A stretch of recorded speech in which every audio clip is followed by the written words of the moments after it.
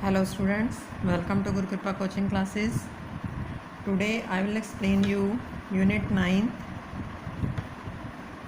and some doubts of third unit 3.4 exercise. I explain you some doubts and unit 9 algebraic expression. Today I will start. Here is exercise 3.4 doubts. First question you can solve very well. These are true false. I explain each and everything about parallelogram, rhombus, trapezium, square, rectangle, etc. Second question you can also solve. Identify all the quadrilaterals that have four sides of equal length. Equal length कौन कौन से quadrilaterals की होती हैं? चार sides equal, एक square की और एक रोम्बस की. बस सिंपल इसमें यही आंसर लिखना है. A rhombus and a square has four equal sides. उसके बाद है four right angles. Four right angles भी आप लोगों को पता है कि स्क्वायर एंड रेक्टेंगल के होते हैं. Rectangle and square has four right angles. अब आगे है question number third. Explain how a square is a quadrilateral. अब हम ये कैसे एक्सप्लेन करेंगे कि स्क्वायर एक क्वाड्रिलेटरल होता है. यहाँ पे हमें इसका एक पार्ट थर्ड है. Fourth and fifth question are doubts of a student. So I explain these questions. Third question is a square is a quadrilateral as it has. quadrilateral कौन सा होता है? जिसकी चार साइड्स होती हैं. तो स्क्वायर के भी चार साइड्स होती हैं. So it is a quadrilateral. it has four sides. बस इसमें यही आंसर लिखना है. बी पार्ट है जैसे पैरेललोग्राम कैसे होता है, स्क्वायर की ही फॉर्म बतानी है. Square is a parallelogram because its opposite sides are equal and parallel. जो इस पैरेललोग्राम की अपोजिट साइड होती हैं, जैसे ये पैरेललोग्राम है, इसकी ये अपोजिट साइड्स इक्वल भी होती हैं और पैरेलल भी होती हैं. और इसी तरह से स्क्वायर भी की अपोजिट साइड्स इक्वल भी होती हैं और पैरेलल भी होती हैं. Next is a rhombus. A square is a rhombus as its sides are equal and diagonal जो होते हैं बाइसेक्ट करते हैं. diagonals bisect each other.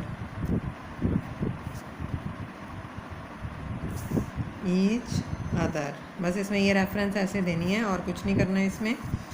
And fourth is a square is a rectangle. हमें पता है कि रेक्टेंगल की और स्क्वायर की सभी एंगल्स 90 डिग्री के होते हैं. as all of its angles are 90 degree each. इसके सभी एंगल 90 डिग्री के होते हैं. अब क्वेश्चन नंबर फोर्थ है जैसे name the quadrilateral whose diagonals bisect each other. Quadrilateral का नाम बताना है हमें. क्वाड्रिलेटरल फोर्थ का ए पार्ट है ये. Whose diagonals bisect each other. किसके डायगनल्स आपस में बाइसेक्ट करते हैं? स्क्वायर भी होता है ये, रेक्टेंगल भी होता है, पैरेललोग्राम भी होता है एंड रोम्बस भी होता है. मतलब वैसे तो ये क्वेश्चन आपको 1 मार्क में आएंगे.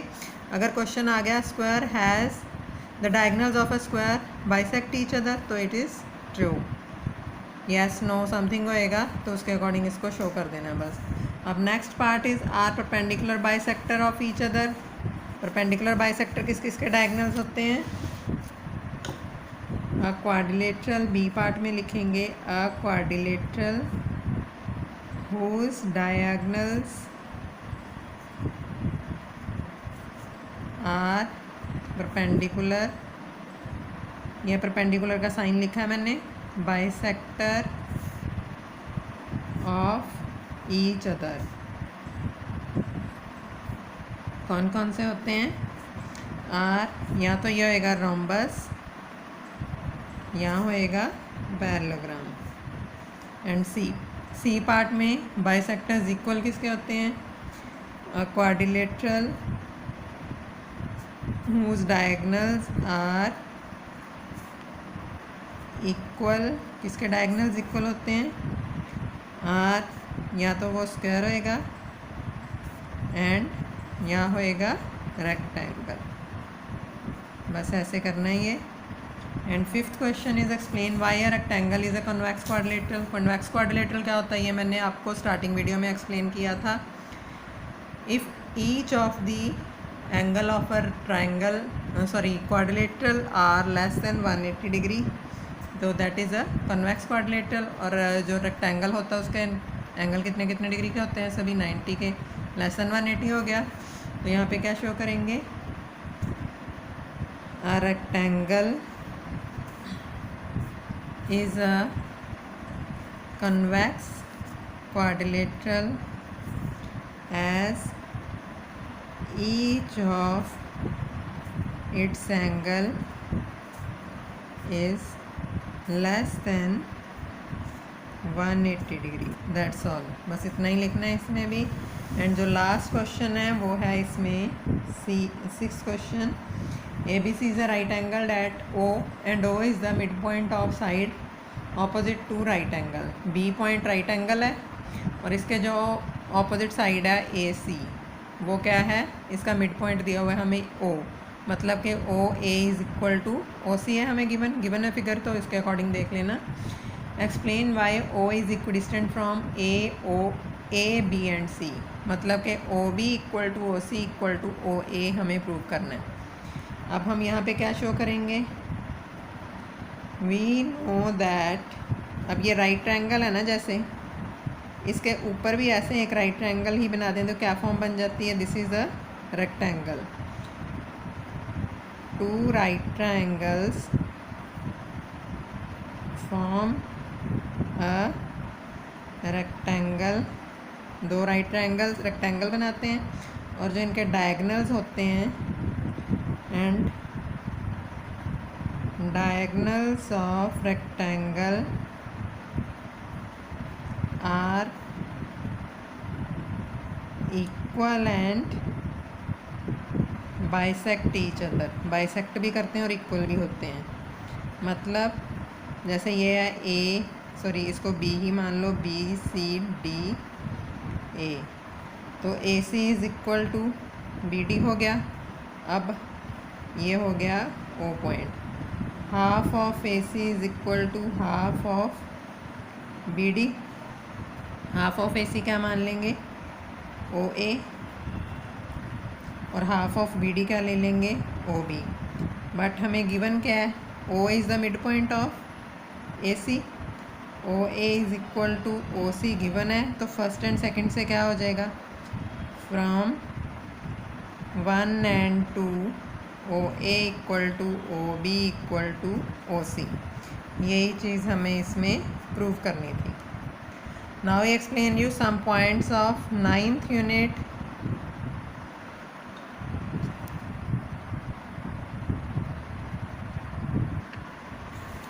हाँ जी, this is 9th unit is algebraic expression and identities. इसमें अलजेब्रिक एक्सप्रेशन क्या होता है? पहले तो algebraic expression in the form of 7x² + 3y² - 2xy + 9।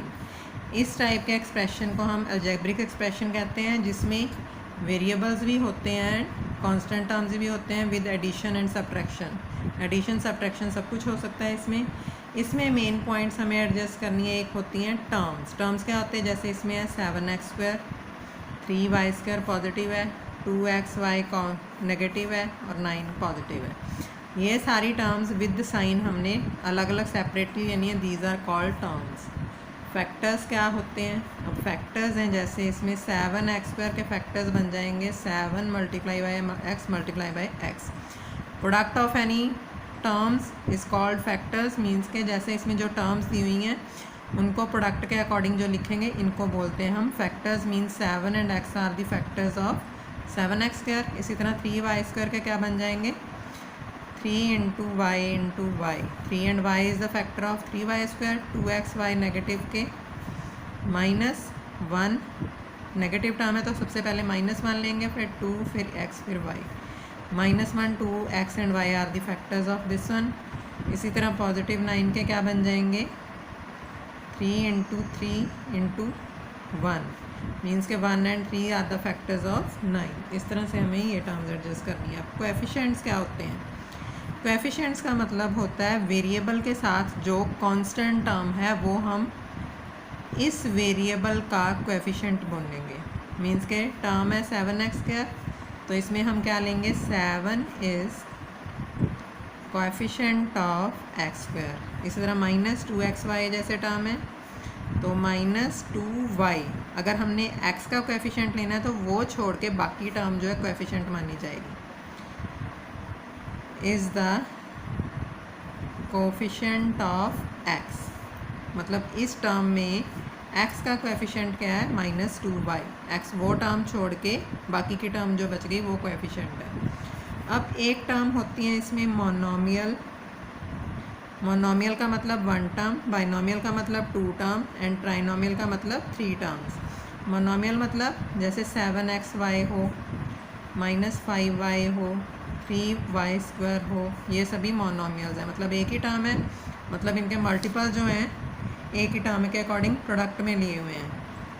अब एक टर्म होती बाइनोमियल। बाइनोमियल क्या होता है, जिसमें 2 टर्म्स होती हैं, जैसे 5 + 9y, 7x - 2y, 2x² + 3x या 3y, कुछ भी ले लो, दीज आर कॉल्ड बाइनोमियल। इसमें 2 टर्म्स होगी ना एडिशन या सब्ट्रैक्शन के अकॉर्डिंग। इसी तरह एक टर्म होती है ट्राइनोमियल। ट्राइनोमियल का मतलब 3 टर्म्स, जैसे x² - 2y² + 2xy, या फिर 75x + 2y - 3। इस तरह से कोई भी टर्म ले सकते हो। देयर आर 3 टर्म्स, तो इसको हम क्या बोलेंगे, ट्राइनोमियल। अब एक टर्म होती है इसमें like and unlike terms. Like and unlike terms कैसे एडजस्ट करनी है हमें, जैसे मान लो टर्म दी हुई है, बुक के में ले रही हूँ example, 7y 7xy -9y² -9x² and -5xy। ये 5x² है, इसके साथ में है -9x²। ये लाइक टर्म्स हो गई इसमें, मतलब 5x² एक टर्म हमने ले ली, इसके साथ वाली टर्म -9x² है, तो वो हमने इसमें लाइक टर्म्स एडजस्ट कर ली। अब जैसे 7y है, 7y की कोई भी वैल्यू इसमें सेम नहीं है, तो वो हम नहीं लेंगे। 7xy की -5xy है, 7xy एंड -5yx। ये टर्म बेशक आगे पीछे लिखी हो, उसका कोई चक्कर नहीं है, xy है, यहाँ पे yx है, बट है मल्टीप्लिकेशन में xy ने, जैसे 2 × 5 करें या 5 × 2 करें, आएगा तो 10 ही। इसी तरह प्रोडक्ट में जो 2 टर्म्स सेम है, आगे पीछे बेशक लिखी होंगी, but these are the like terms. Now I explain you the questions. Example आप लोग खुद ट्राई कर लेना। I will explain you questions as like, second question आप लोग खुद कर सकते हो, एंड फर्स्ट क्वेश्चन में से भी कोएफिशिएंट्स फॉर ईच टर्म आपने खुद ही ट्राई कर लेना। अगर कोई डाउट होता है तो मुझे बता देना। Today I will explain you only addition, subtraction कल नेक्स्ट वीडियो में करवा दूँगी। एज लाइक एडिशन का कैसे सॉल्व करना है, आई will explain you question number 3 का 3rd पार्ट। जैसे ये है 2p² q² - 3pq at the following terms हैं, +4, ये एक टर्म है, आगे कॉमा आ गया मतलब सेकेंड टर्म स्टार्ट होगी। एडिशन का मतलब प्लस का साइन, ब्रैकेट में दूसरी टर्म लेंगे हम 5 + 7pq - 3p² q²। तो इसमें आपके पास क्या टर्म एडजस्ट करनी है, अब साइन प्लस का है तो सारी टर्म्स एज इट इज़ लिख दो। 2p² q² - 3pq +4 +5 + 7pq -3p² q²। अब लाइक टर्म्स इनमें एडजस्ट करनी है, जैसे ये है 2p² q² - 3p² q²। बाहर साइन प्लस का ही रखो ताकि कोई कन्फ्यूज़न ना हो, अंदर हम सेम साइन रख लेंगे जैसे भी है, माइनस था नेक्स्ट प्लस है, लाइक टर्म्स एडजस्ट करेंगे। अब नेक्स्ट इज हेयर, अच्छा ये क्वेश्चन था अलग अलग टर्म्स हमने सेपरेटली लाइक टर्म्स एडजस्ट करनी है। जैसे 2p² q² है, इसकी थी -3pq² p², -3pq plus 7pq plus 4 plus 5। तो अलग अलग लिखने के बाद 2 - 3 क्या हो जाएगा, 2 - 3 is 1, p² q² plus this is negative आ जाएगा साइन बिगर का, 7 - 3 पॉजिटिव 4 आ जाएगा, 4 + 5 9 आ जाएगा। तुम 1 चाहे लिखो चाहे ना लिखो, -p² q² plus 4pq plus 9, this is the answer. Now you can solve the exercise up to question number 3rd, and next topic I will explain in my next video. Thank you.